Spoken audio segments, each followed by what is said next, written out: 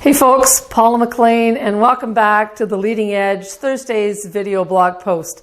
Today I want to talk about problem solving from a perspective of not the 10 steps of problem solving, which is what I often teach, but the 3 things that you can do about any problem or issue that you experience in your life at work, in your life at home. And one of the things that's at the core of good problem solving is really the whole idea of being clear in your analysis of what the issue is.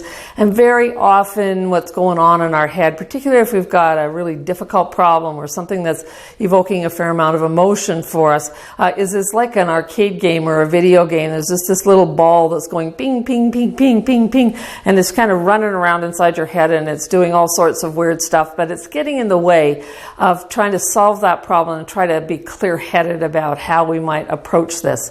So I want to talk about 3 things really quickly. And the first thing that we can do is we can adapt, we can accept, we can cope, we can just live with the stuff that it is. Now, those 3 words have different meanings, so just let me walk you through it for a second.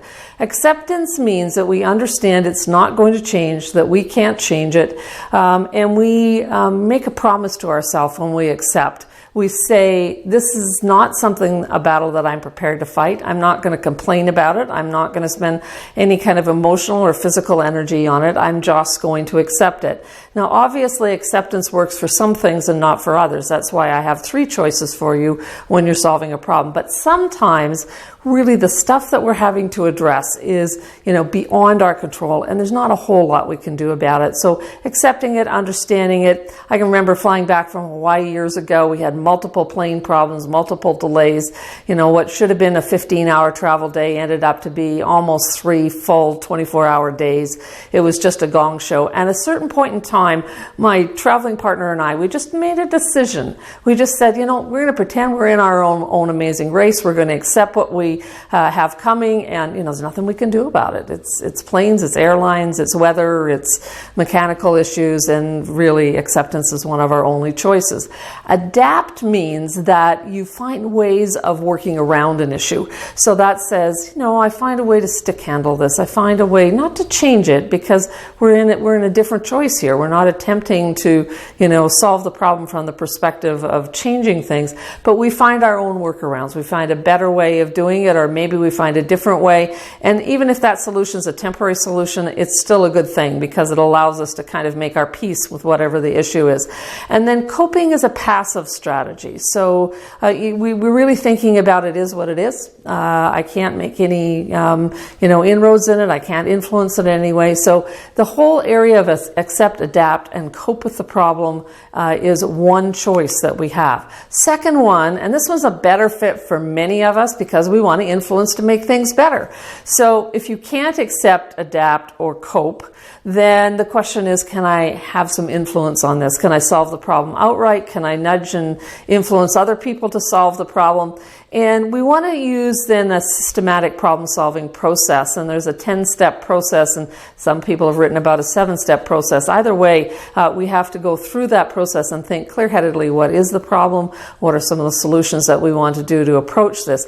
Now, this is a good one for stuff we can't accept, and it's also a good one for longer-term issues and really important problems that are not ones that we can just kind of cope with and that we shouldn't be sort of sitting by and accepting. So it's a really good strategy if we have some of the abilities to connect and the skills to be able to influence and some of the resources that we might need, some tools that we might need to influence bigger issues. So that's choice number 2. The third one is to separate yourself from the problem. So just make the assumption that acceptance is not a good thing or not even possible. Maybe we've tried to influence and not succeeded. We've tried to make things better and not succeeded. Or maybe we've just decided that's not even an option. And so the third option then is to distance ourselves. Now, this sounds like a one option, but like many other things, it has kind of a continuum associated with is kind of a slide. At its most radical end,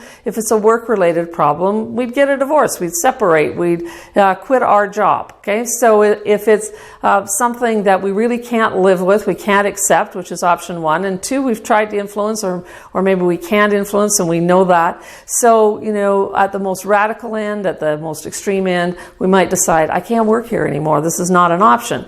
But of course, before that, there might be several other options. And one is, if the problem is related to a single person, you might, in fact, decide to distance yourself from that person.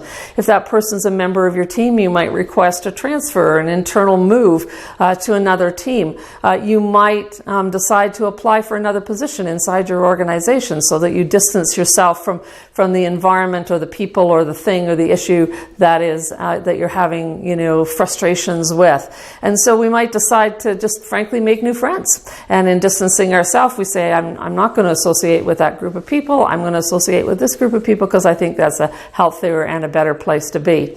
Now, let me just kind of wrap this video blog post with a little story. I got a call years ago from someone who had been in training with me, in live training. And they said, Paula, could you have a few minutes? And I said, absolutely. And she said to me, I've got a problem. And she said, I really want to talk to you about the problem. But first of all, I want to ask you, will you take a look at my resume? Now, that's usually one way of saying I'm quitting my job or I'm thinking of quitting my job. And I said, sure. And she said, I'm just finishing it up, so I'll send it to you as an email attachment. And I said, that's awesome. No problem. I'll take a look at it and give you some advice, my opinion, whatever.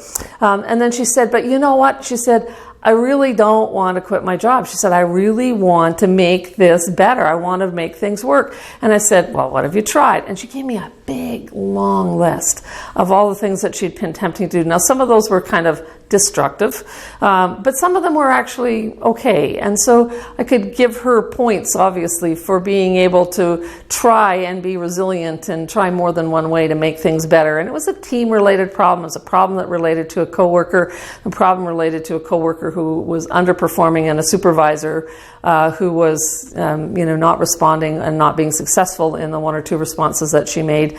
And so this was a kind of an ongoing issue for several months. And so the employee was still saying, but can you give me some ideas of some of the other things that, that I could try? And so, of course, I fell right into the trap and started saying, well, I don't know, maybe you could try this and maybe you could try that. And have you tried this? And so we had this lovely little conversation about, the situation and, kinds of issues that were happening and what the real issue was. And the real issue was an underperforming coworker, and that the whole team was seeming to be in conflict. And, she tried to pull the team together, and here were my suggestions on that.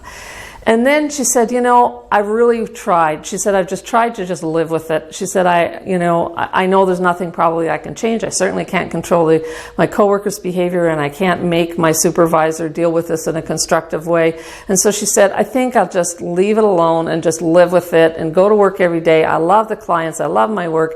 It pays my bills. It's all good in so many ways. And so I think I'll just live with it. Now, what was she doing? She was doing all 3 things at once. So here's my advice at the end of today's blog post, is that do one at a time.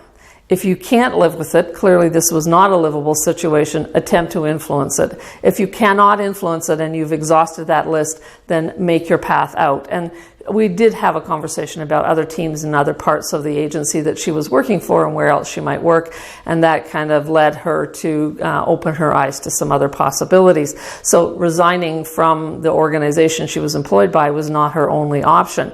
So you can see how confusing and how muddle-headed this gets if we don't do things one at a time. So pick your path. Choose one of these 3 things. Be clear-headed in your analysis of what you're attempting to do. And if you decide to influence all wholeheartedly. If you're licked at that, or you know that influencing won't work in the first place, think about whether or not you can accept this. And if you can't accept and you can't influence, think about, what's my path to separation? Can I stay where I'm at because I love my work and I love the people I work with?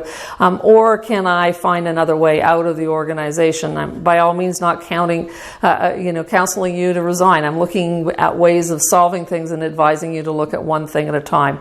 So clear-headed thinking, one strategy at a time is my advice. That's the end of today's video blog. Take care. I'm your leadership coach. Bye for now.